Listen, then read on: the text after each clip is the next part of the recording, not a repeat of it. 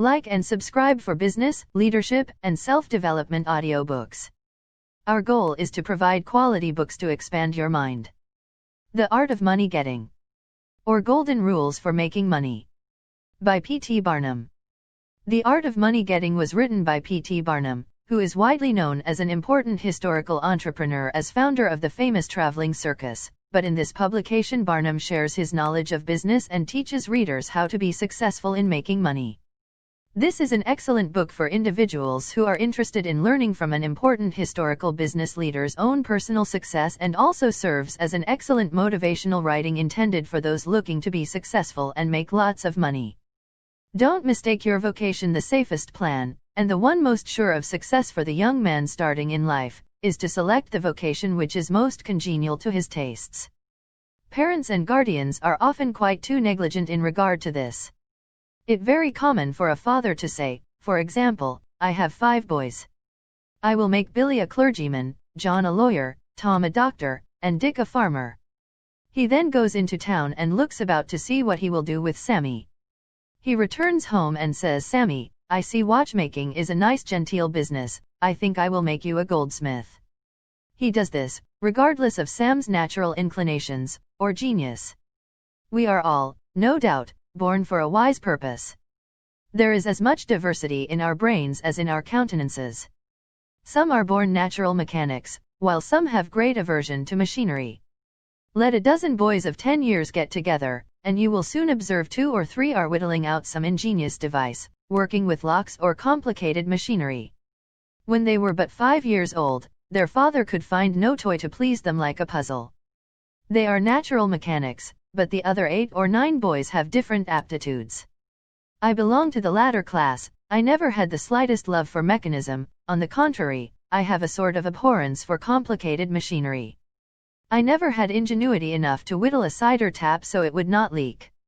I never could make a pen that I could write with, or understand the principle of a steam engine.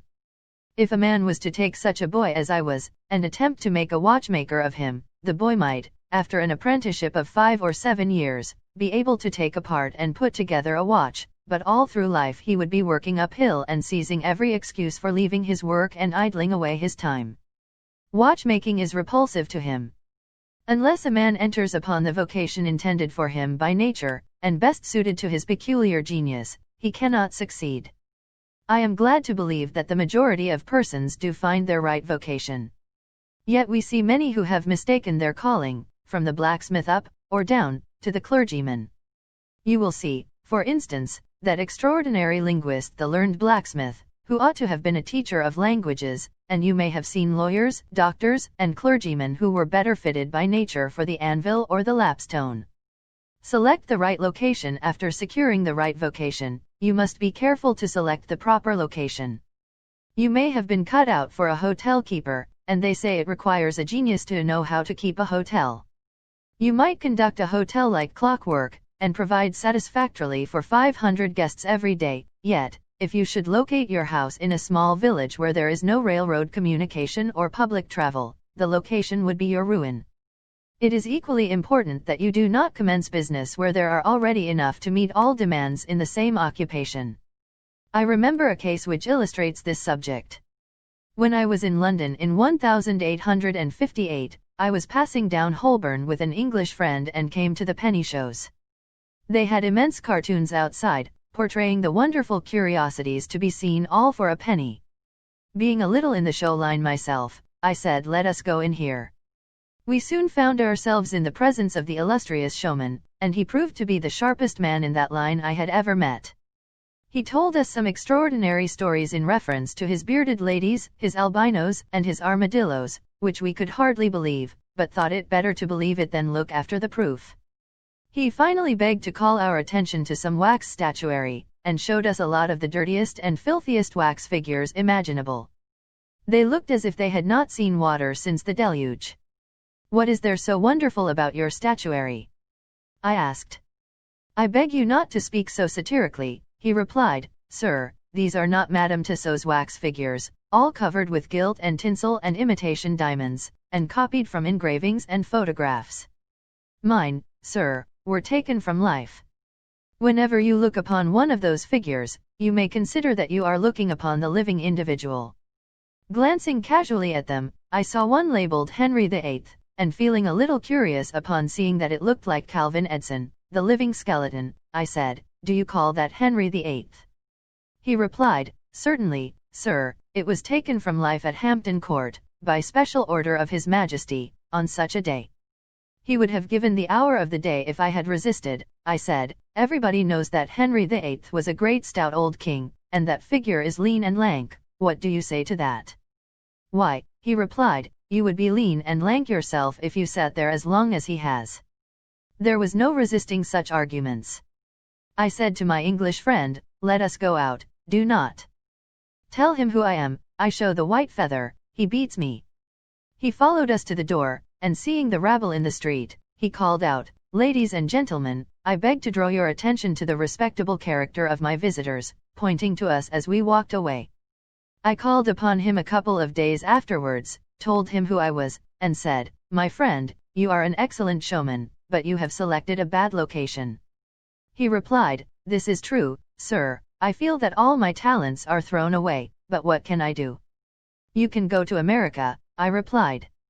"You can give full play to your faculties over there, you will find plenty of elbow room in America. I will engage you for 2 years, after that you will be able to go on your own account." He accepted my offer and remained 2 years in my New York museum. He then went to New Orleans and carried on a traveling show business during the summer. Today he is worth $60,000, simply because he selected the right vocation and also secured the proper location. The old proverb says, 3 removes are as bad as a fire, but when a man is in the fire, it matters but little how soon or how often he removes. Avoid debt. Young men starting in life should avoid running into debt. There is scarcely anything that drags a person down like debt. It is a slavish position to get in, yet we find many a young man, hardly out of his teens, running in debt. He meets a chum and says, "Look at this, I have got trusted for a new suit of clothes." He seems to look upon the clothes as so much given to him. Well, it frequently is so, but, if he succeeds in paying and then gets trusted again, he is adopting a habit which will keep him in poverty through life. Debt robs a man of his self-respect, and makes him almost despise himself. Grunting and groaning and working for what he has eaten up or worn out, and now when he is called upon to pay up, he has nothing to show for his money. This is properly termed working for a dead horse. I do not speak of merchants buying and selling on credit, or of those who buy on credit in order to turn the purchase to a profit. The old Quaker said to his farmer son, "John, never get trusted, but if thee gets trusted for anything, let it be for manure, because that will help thee pay it back again." Mr. Beecher advised young men to get in debt if they could to a small amount in the purchase of land, in the country districts. If a young man, he says, will only get in debt for some land and then get married, these 2 things will keep him straight, or nothing will. This may be safe to a limited extent, but getting in debt for what you eat and drink and wear is to be avoided. Some families have a foolish habit of getting credit at the stores, and thus frequently purchase many things which might have been dispensed with. It is all very well to say, "I have got trusted for 60 days, and if I don't have the money the creditor will think nothing about it." There is no class of people in the world, who have such good memories as creditors. When the 60 days run out, you will have to pay. If you do not pay, you will break your promise, and probably resort to a falsehood. You may make some excuse or get in debt elsewhere to pay it, but that only involves you the deeper. A good-looking, lazy young fellow, was the apprentice boy, Horatio. His employer said, "Horatio, did you ever see a snail?" "I think I have," he drawled out. "You must have met him then, for I am sure you never overtook one," said the boss. Your creditor will meet you or overtake you and say, "Now, my young friend, you agreed to pay me, you have not done it, you must give me your note." You give the note on interest and it commences working against you. It is a dead horse. The creditor goes to bed at night and wakes up in the morning better off than when he retired to bed, because his interest has increased during the night, but you grow poorer while you are sleeping, for the interest is accumulating against you. Money is in some respects like fire, it is a very excellent servant but a terrible master. When you have it mastering you, when interest is constantly piling up against you, it will keep you down in the worst kind of slavery. but let money work for you, and you have the most devoted servant in the world. It is no eye servant. There is nothing animate or inanimate that will work so faithfully as money when placed at interest, well secured. It works night and day, and in wet or dry weather. I was born in the blue law state of Connecticut, where the old Puritans had laws so rigid that it was said, they fined a man for kissing his wife on Sunday. Yet these rich old Puritans would have thousands of dollars at interest, and on Saturday night would be worth a certain amount. On Sunday they would go to church and perform all the duties of a Christian. On waking up on Monday morning, they would find themselves considerably richer than the Saturday night previous. Simply because their money placed at interest had worked faithfully for them all day Sunday, according to law. Do not let it work against you. If you do, there is no chance for success in life so far as money is concerned. John Randolph, the eccentric Virginian, once exclaimed in Congress, "Mr. Speaker, I have discovered the philosopher's stone, pay as you go." This is, indeed, nearer to the philosopher's stone than any alchemist has ever yet arrived. Persevere when a man is in the right path, he must persevere. I speak of this because there are some persons who are born tired, naturally lazy and possessing no self-reliance and no perseverance. But they can cultivate these qualities, as Davy Crockett said, "This thing remember, when I am dead, be sure you are right, then go ahead." It is this go-aheaditiveness, this determination not to let the horrors or the blues take possession of you, so as to make you relax your energies in the struggle for independence, which you must cultivate. How many have almost reached the goal of their ambition, but, losing faith in themselves, have relaxed their energies, and the golden prize has been lost forever. It is, no doubt, often true, as Shakespeare says, there is a tide in the affairs of men, which, taken at the flood, leads on to fortune. If you hesitate, some bolder hand will stretch out before you and get the prize. Remember the proverb of Solomon, "He becometh poor that dealeth with a slack hand, but the hand of the diligent maketh rich." Perseverance is sometimes but another word for self-reliance. Many persons naturally look on the dark side of life, and borrow trouble. They are born so. Then they ask for advice, and they will be governed by one wind and blown by another, and cannot rely upon themselves. Until you can get so that you can rely upon yourself, you need not expect to succeed. I have known men, personally, who have met with pecuniary reverses, and absolutely committed suicide, because they thought they could never overcome their misfortune. But I have known others who have met more serious financial difficulties, and have bridged them over by simple perseverance, aided by a firm belief that they were doing justly, and that Providence would overcome evil with good. You will see this illustrated in any sphere of life. Take two generals, both understand military tactics, both educated at West Point, if you please, both equally gifted, yet one, having this principle of perseverance, and the other lacking it, the former will succeed in his profession, while the latter will fail. One may hear the cry, "The enemy are coming, and they have got cannon." "Got cannon," says the hesitating general. "Yes." "Then halt every man." He wants time to reflect. His hesitation is his ruin. The enemy passes unmolested, or overwhelms him, while on the other hand, the general of pluck, perseverance, and self-reliance, goes into battle with a will, and, amid the clash of arms, the booming of cannon, the shrieks of the wounded, and the moans of the dying, you will see this man persevering, going on, cutting and slashing his way through with unwavering determination, inspiring his soldiers to deeds of fortitude, valor, and triumph. Whatever you do, do it with all your might, work at it, if necessary, early and late, in season and out of season, not leaving a stone unturned, and never deferring for a single hour that which can be done just as well now. The old proverb is full of truth and meaning: whatever is worth doing at all, is worth doing well. Many a man acquires a fortune by doing his business thoroughly, while his neighbor remains poor for life, because he only half does it. Ambition, energy, industry, perseverance, are indispensable requisites for success in business. Fortune always favors the brave, and never helps a man who does not help himself. It won't do to spend your time like Mr. Micawber, in waiting for something to turn up. To such men one of two things usually turns up: the poorhouse or the jail, for idleness breeds bad habits, and clothes a man in rags. The poor spendthrift vagabond says to a rich man, "I have discovered there is enough money in the world for all of us, if it was equally divided, this must be done, and we shall all be happy together. But, was the response, if everybody was like you, it would be spent in 2 months, and what would you do then? Oh. Divide again, keep dividing, of course. I was recently reading in a London paper an account of a philosophic pauper who was kicked out of a cheap boarding house because he could not pay his bill, but he had a roll of papers sticking out of his coat pocket, which, upon examination, proved to be his plan for paying off the national debt of England without the aid of a penny. People have got to do as Cromwell said, not only trust in Providence, but keep the powder dry. Do your part of the work, or you cannot succeed. Muhammad, one night, while encamping in the desert, overheard one of his fatigued followers remark, "I will loose my camel, and trust it to God." "No, no, not so," said the Prophet, "tie thy camel, and trust it to God. Do all you can for yourselves, and then trust to Providence, or luck, or whatever you please to call it, for the rest. Depend upon your own personal exertions."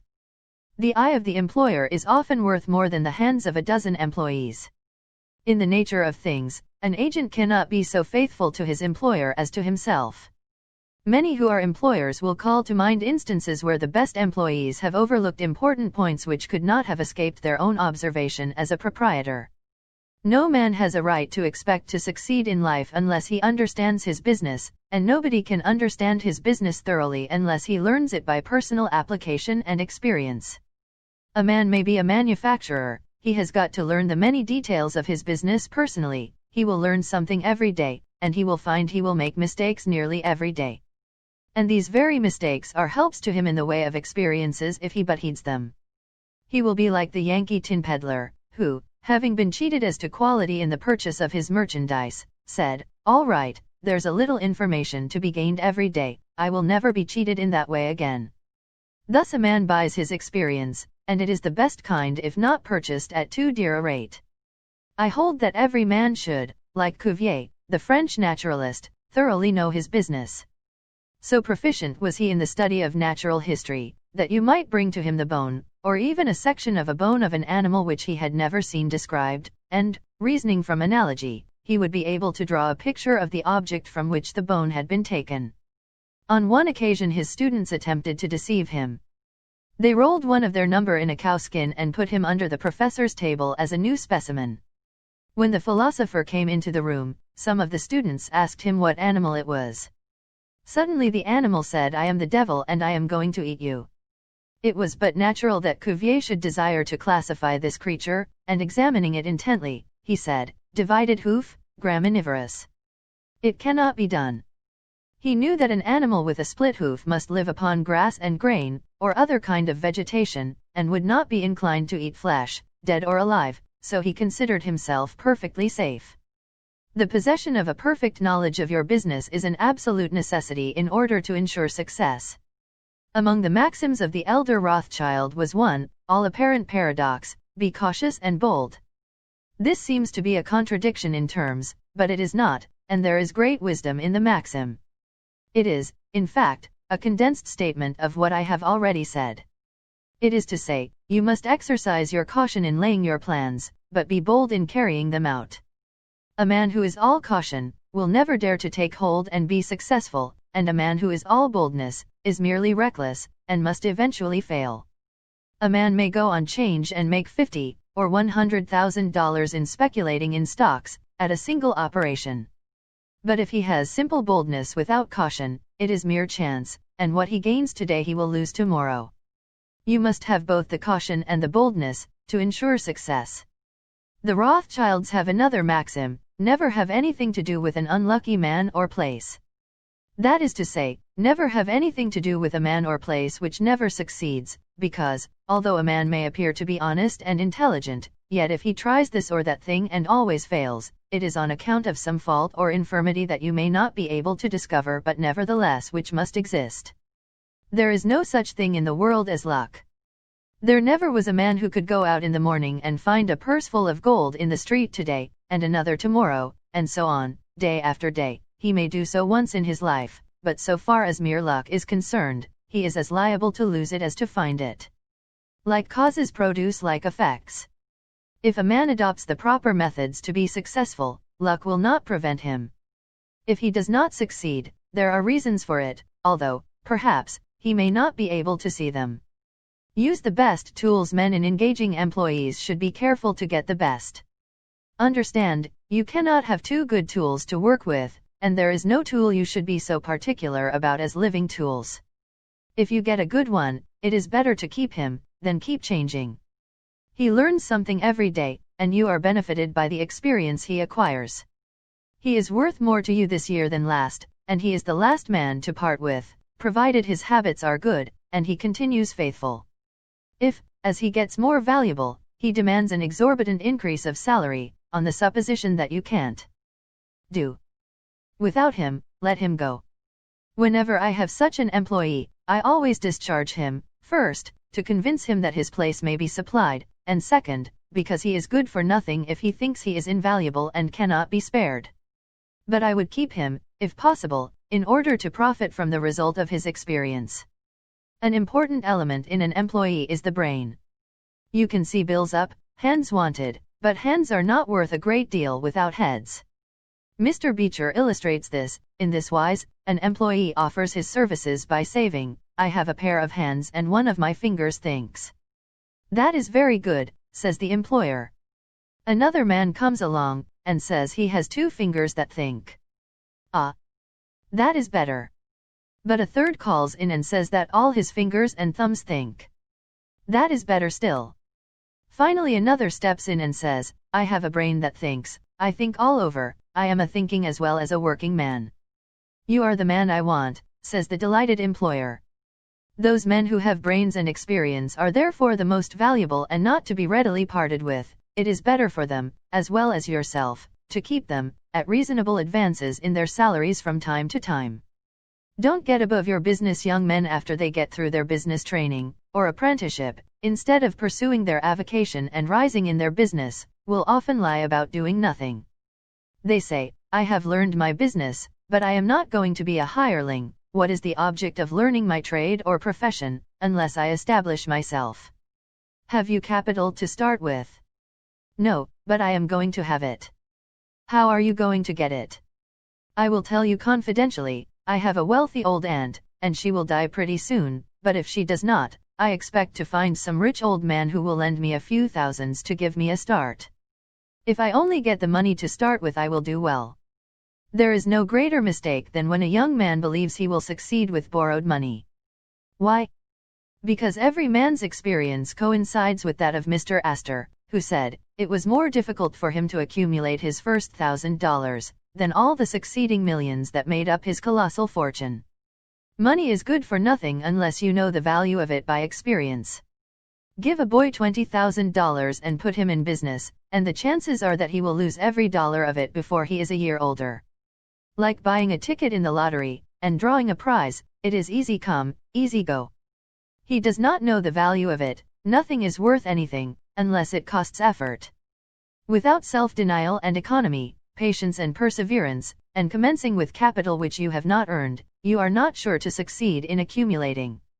Young men, instead of waiting for dead men's shoes, should be up and doing, for there is no class of persons who are so unaccommodating in regard to dying as these rich old people, and it is fortunate for the expectant heirs that it is so. 9 out of 10 of the rich men of our country today started out in life as poor boys, with determined wills, industry, perseverance, economy, and good habits. They went on gradually, made their own money and saved it, and this is the best way to acquire a fortune. Stephen Girard started life as a poor cabin boy, and died worth $9 million. A.T. Stewart was a poor Irish boy, and he paid taxes on $1.5 million of income per year. John Jacob Astor was a poor farmer boy, and died worth 20 millions. Cornelius Vanderbilt began life rowing a boat from Staten Island to New York. He presented our government with a steamship worth $1 million, and died worth 50 million. There is no royal road to learning, says the proverb, and I may say it is equally true, there is no royal road to wealth. But I think there is a royal road to both. The road to learning is a royal one, the road that enables the student to expand his intellect and add every day to his stock of knowledge, until, in the pleasant process of intellectual growth, he is able to solve the most profound problems, to count the stars, to analyze every atom of the globe, and to measure the firmament this is a regal highway, and it is the only road worth traveling. So in regard to wealth, go on in confidence, study the rules, and above all things, study human nature, for the proper study of mankind is man, and you will find that while expanding the intellect and the muscles, your enlarged experience will enable you every day to accumulate more and more principle, which will increase itself by interest and otherwise, until you arrive at a state of independence.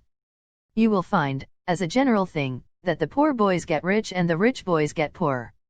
For instance, a rich man at his decease leaves a large estate to his family. His eldest sons, who have helped him earn his fortune, know by experience the value of money, and they take their inheritance and add to it. The separate portions of the young children are placed at interest, and the little fellows are patted on the head, and told a dozen times a day, "You are rich, you will never have to work, you can always have whatever you wish, for you were born with a golden spoon in your mouth." The young heir soon finds out what that means. He has the finest dresses and playthings, he is crammed with sugar candies and almost killed with kindness, and he passes from school to school, petted and flattered. He becomes arrogant and self-conceited, abuses his teachers, and carries everything with a high hand.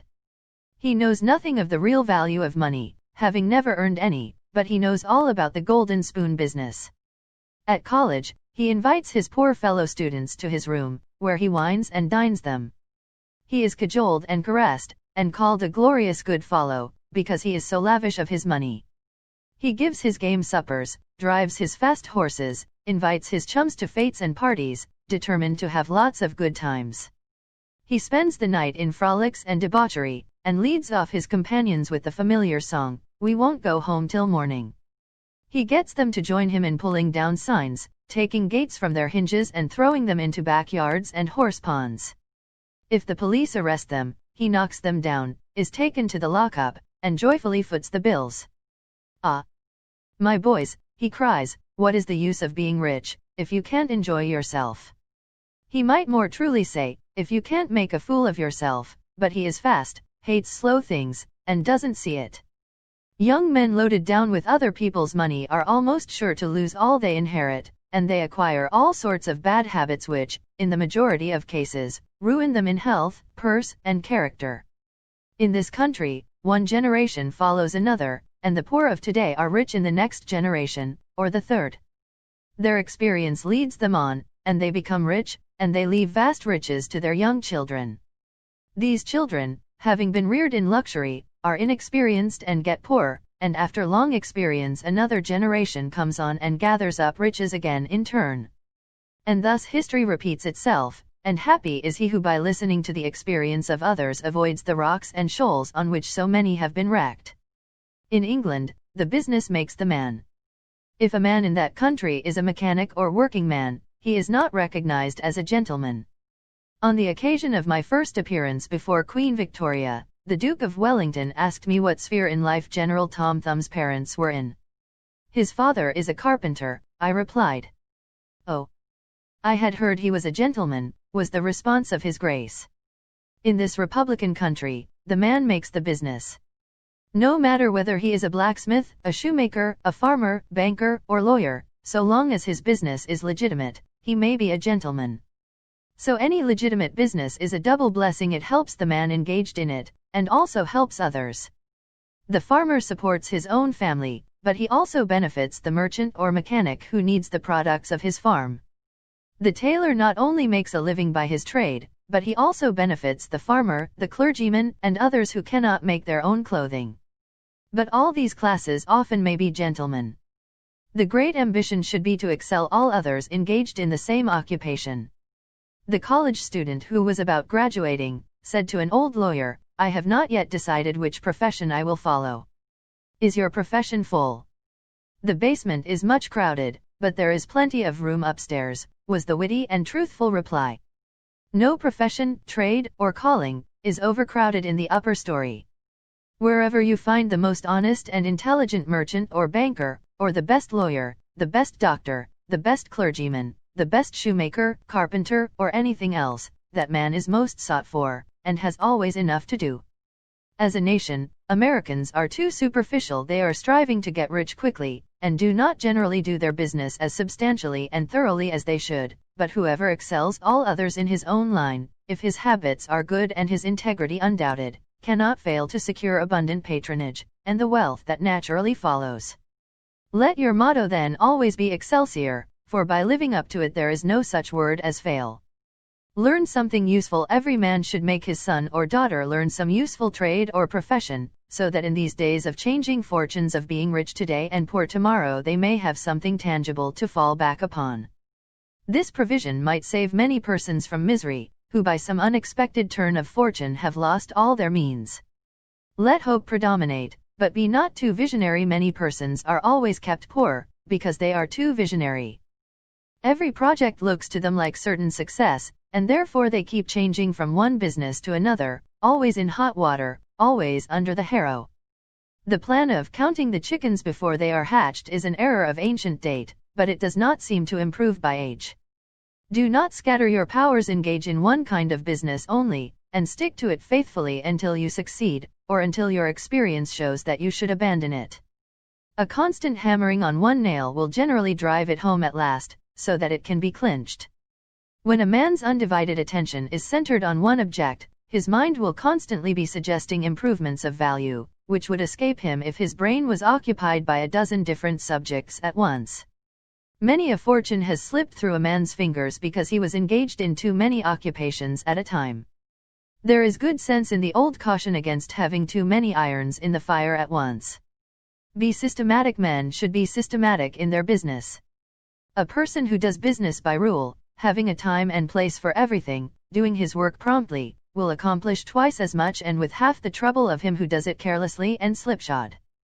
By introducing system into all your transactions, doing one thing at a time, always meeting appointments with punctuality, you find leisure for pastime and recreation, whereas the man who only half does one thing, and then turns to something else, and half does that, will have his business at loose ends, and will never know when his day's work is done, for it never will be done. Of course, there is a limit to all these rules. We must try to preserve the happy medium, for there is such a thing as being too systematic. There are men and women, for instance, who put away things so carefully that they can never find them again. It is too much like the red tape formality at Washington, and Mr. Dickens' circumlocution office, all theory and no result. When the Astor House was first started in New York City, it was undoubtedly the best hotel in the country. The proprietors had learned a good deal in Europe regarding hotels, and the landlords were proud of the rigid system which pervaded every department of their great establishment. When 12 o'clock at night had arrived, and there were a number of guests around, one of the proprietors would say, "Touch that bell, John," and in 2 minutes 60 servants, with a water bucket in each hand, would present themselves in the hall. "This," said the landlord, addressing his guests, "is our fire bell. It will show you we are quite safe here. We do everything systematically." This was before the Croton water was introduced into the city. But they sometimes carried their system too far. On one occasion, when the hotel was thronged with guests, one of the waiters was suddenly indisposed, and although there were 50 waiters in the hotel, the landlord thought he must have his full complement, or his system would be interfered with. Just before dinner time, he rushed downstairs and said, "There must be another waiter. I am one waiter short. What can I do?" He happened to see Boots, the Irishman. "Pat," said he, "wash your hands and face, take that white apron and come into the dining room in 5 minutes." Presently Pat appeared as required, and the proprietor said, "Now Pat, you must stand behind these 2 chairs, and wait on the gentleman who will occupy them. Did you ever act as a waiter?" "I know all about it, sure, but I never did it." Like the Irish pilot, on one occasion when the captain, thinking he was considerably out of his course, asked, "Are you certain you understand what you are doing?" Pat replied, "Sure, and I knows every rock in the channel." That moment, bang thumped the vessel against a rock. "Ah, be jabers, and that is one of 'em," continued the pilot. But to return to the dining room. "Pat," said the landlord, "here we do everything systematically. You must first give the gentlemen each a plate of soup, and when they finish that, ask them what they will have next." Pat replied, "Ah, and I understand perfectly the vartues of shystem." Very soon in came the guests. The plates of soup were placed before them. One of Pat's two gentlemen ate his soup, the other did not care for it. He said, "Waiter, take this plate away and bring me some fish." Pat looked at the untasted plate of soup, and remembering the instructions of the landlord in regard to system, replied, "Not till ya have ate your soup."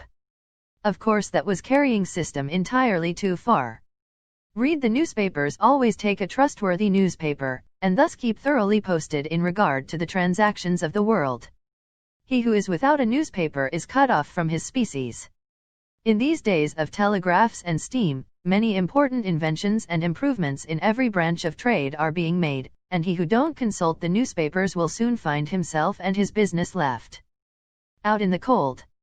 Beware of outside operations. We sometimes see men who have obtained fortunes suddenly become poor.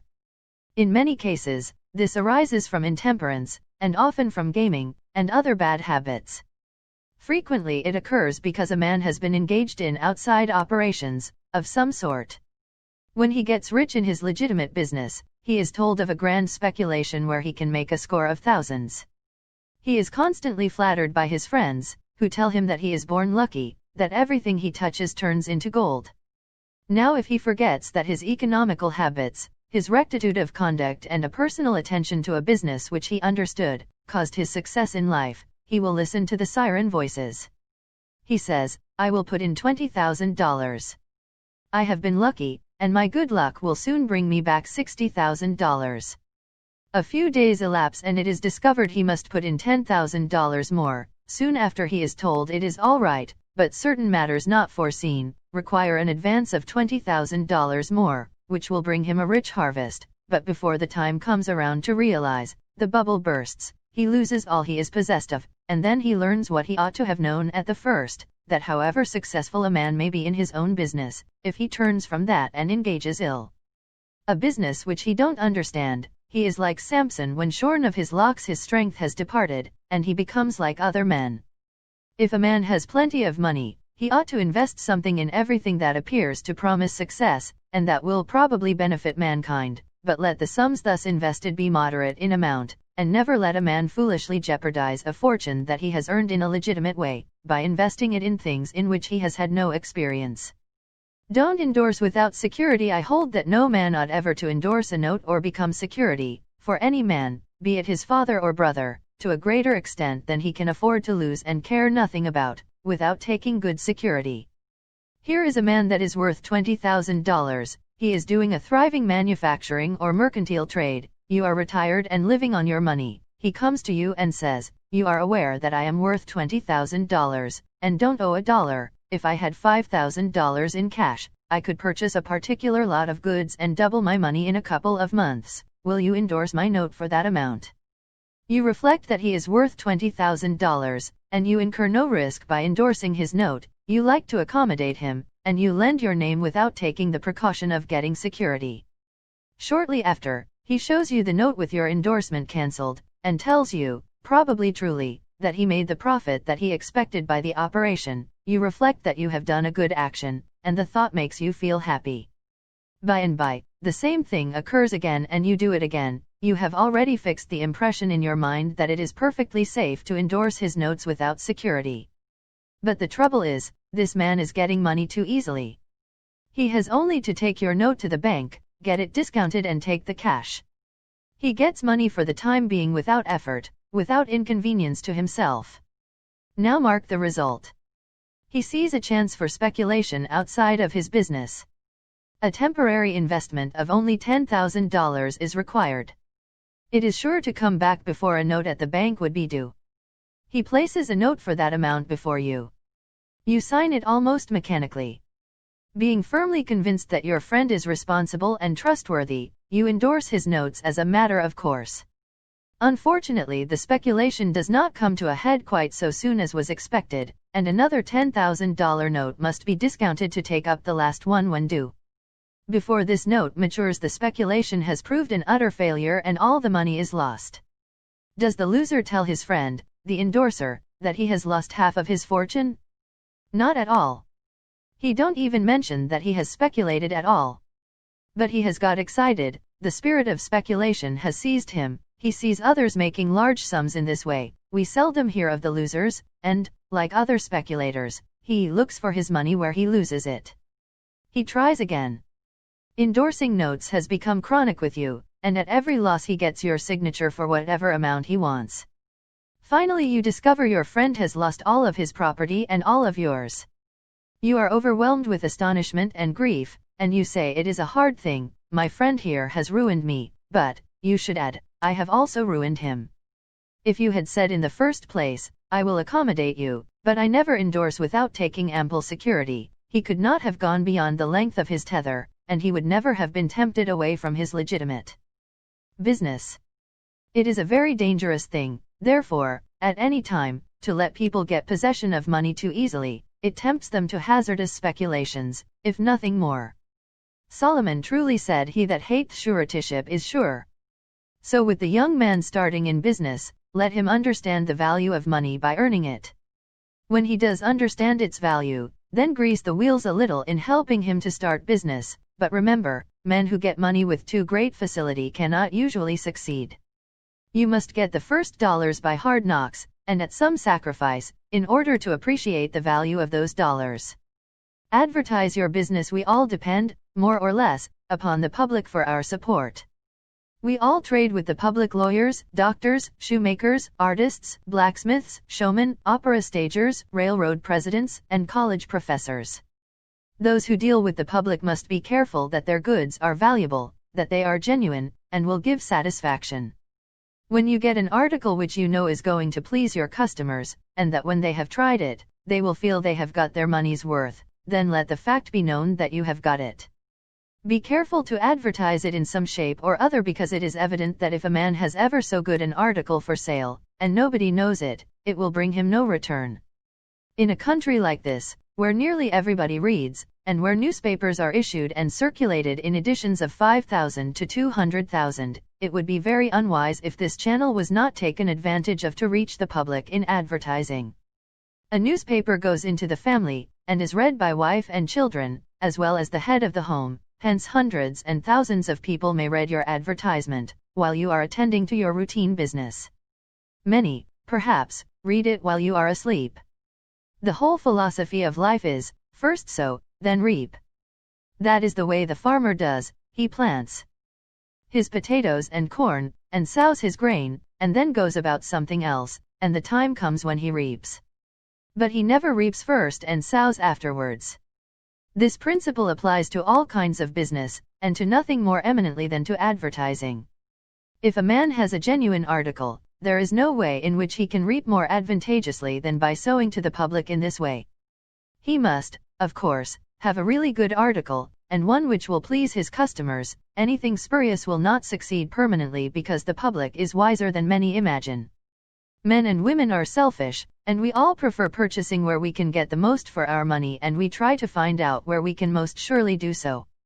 You may advertise a spurious article, and induce many people to call and buy at once, but they will denounce you as an impostor and swindler, and your business will gradually die out and leave you poor. This is right. Few people can safely depend upon chance custom. You all need to have your customers return and purchase again. A man said to me, I have tried advertising and did not succeed, yet I have a good article. I replied, my friend, there may be exceptions to a general rule. But how do you advertise? I put it in a weekly newspaper 3 times, and paid $1.50 for it. I replied, sir, advertising is like learning a little is a dangerous thing.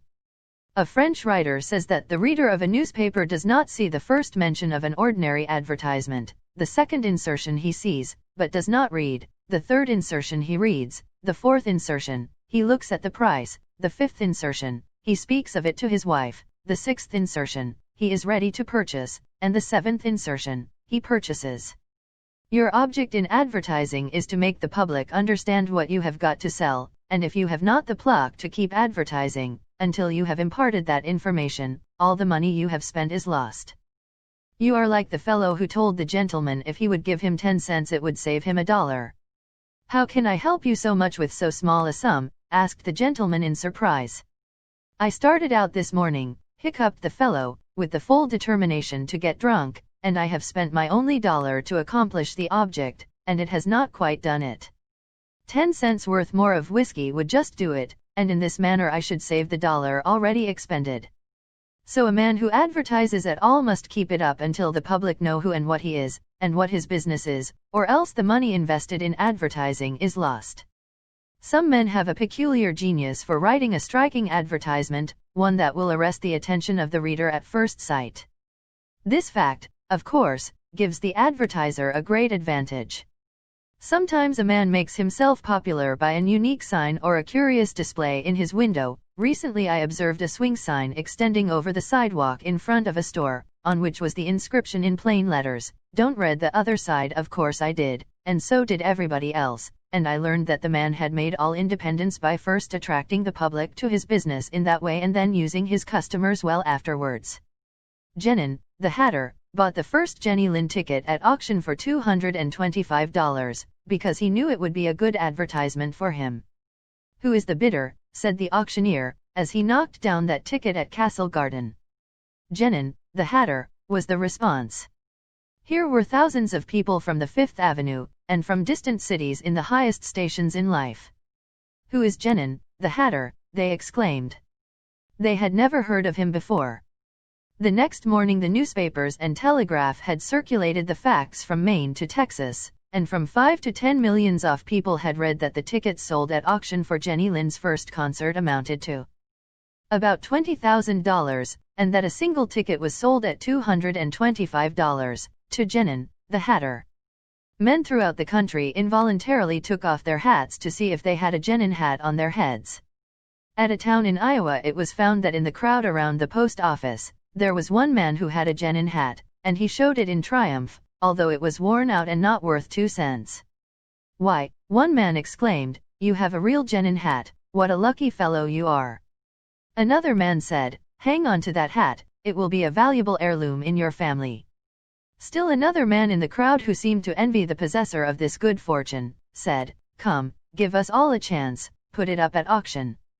He did so, and it was sold as a keepsake for $9.50. What was the consequence to Mr. Jenin? He sold 10,000 extra hats per annum, the first 6 years.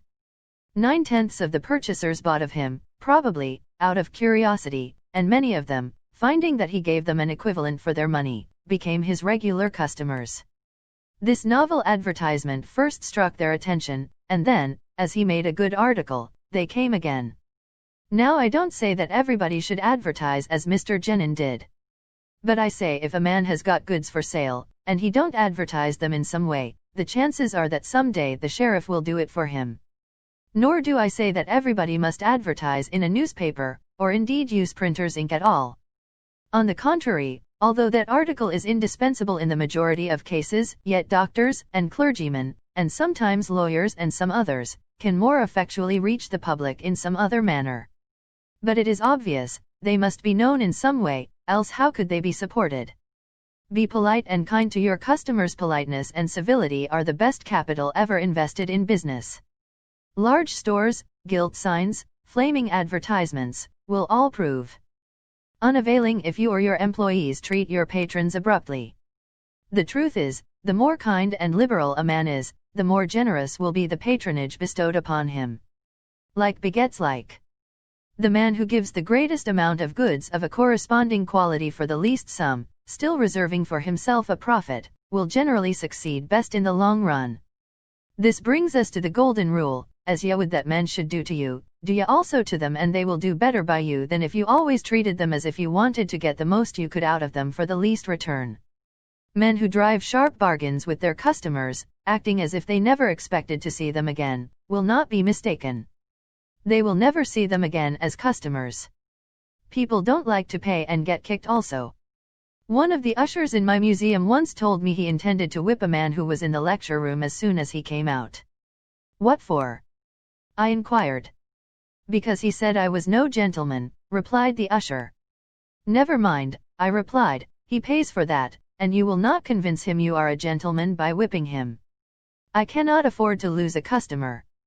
If you whip him, he will never visit the museum again, and he will induce friends to go with him to other places of amusement instead of this, and thus you see, I should be a serious loser."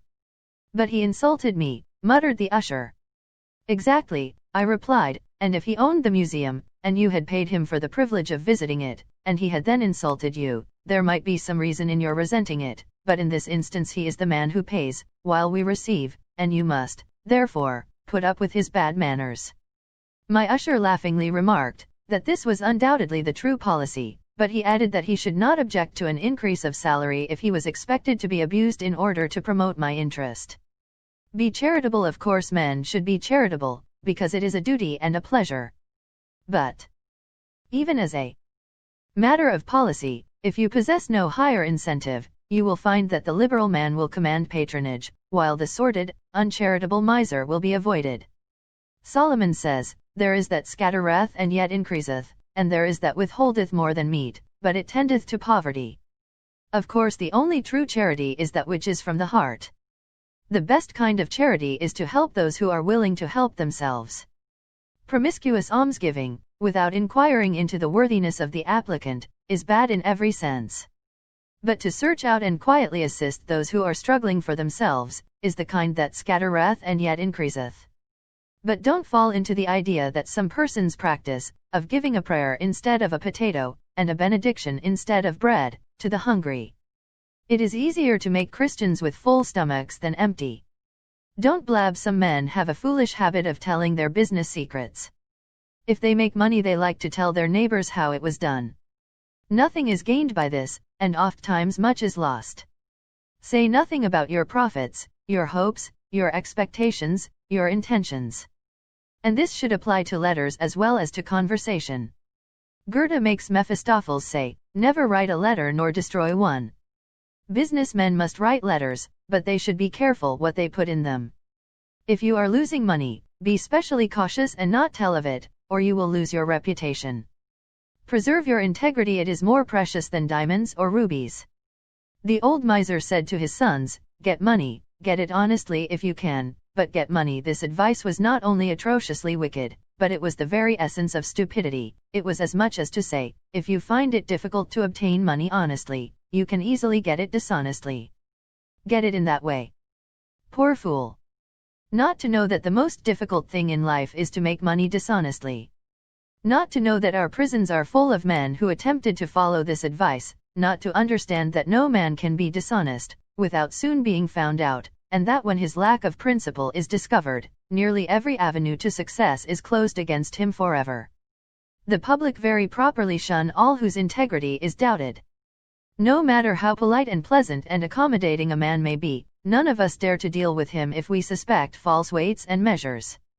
Strict honesty not only lies at the foundation of all success in life, financially, but in every other respect. Uncompromising integrity of character is invaluable. It secures to its possessor a peace and joy which cannot be attained without it, which no amount of money, or houses, and lands can purchase. A man who is known to be strictly honest, may be ever so poor, but he has the purses of all the community at his disposal, for all know that if he promises to return what he borrows, he will never disappoint them. As a mere matter of selfishness, therefore, if a man had no higher motive for being honest, all will find that the maxim of Dr. Franklin can never fail to be true, that honesty is the best policy. To get rich is not always equivalent to being successful. There are many rich poor men, while there are many others, honest and devout men and women, who have never possessed so much money as some rich persons squander in a week, but who are nevertheless really richer and happier than any man can ever be while he is a transgressor of the higher laws of his being. The inordinate love of money, no doubt, may be and is the root of all evil, but money itself, when properly used, is not only a handy thing to have in the house, but affords the gratification of blessing our race by enabling its possessor to enlarge the scope of human happiness and human influence. The desire for wealth is nearly universal, and none can say it is not laudable, provided the possessor of it accepts its responsibilities, and uses it as a friend to humanity. The history of money-getting, which is commerce, is a history of civilization, and wherever trade has flourished most, there, too, have art and science produced the noblest fruits. In fact, as a general thing, money-getters are the benefactors of our race. To them, in a great measure, are we indebted for our institutions of learning and of art, our academies, colleges, and churches. It is no argument against the desire for, or the possession of wealth, to say that there are sometimes misers who hoard money only for the sake of hoarding and who have no higher aspiration than to grasp everything which comes within their reach. As we have sometimes hypocrites in religion, and demagogues in politics, so there are occasionally misers among money-getters. These, however, are only exceptions to the general rule. But when, in this country, we find such a nuisance and stumbling block as a miser, we remember with gratitude that in America we have no laws of primogeniture, and that in the due course of nature the time will come when the hoarded dust will be scattered for the benefit of mankind. To all men and women, therefore, do I conscientiously say, make money honestly, and not otherwise, for Shakespeare has truly said, he that wants money, means, and content, is without three good friends. Happiness,